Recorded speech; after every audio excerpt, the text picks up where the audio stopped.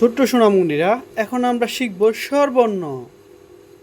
অ, আ, হ্রস্ব ই, দীর্ঘ ই, হ্রস্ব উ, দীর্ঘ উ, রি, এ, ওই, ও, ও, অ, আ, হ্রস্ব ই, দীর্ঘ ই, হ্রস্ব উ, দীর্ঘ উ, রি, এ, ওই, ও, ও, সরে অ, সরে আ, হ্রস্ব ই, দীর্ঘ ই, হ্রস্ব উ, দীর্ঘ উ, রি, এ, ওই।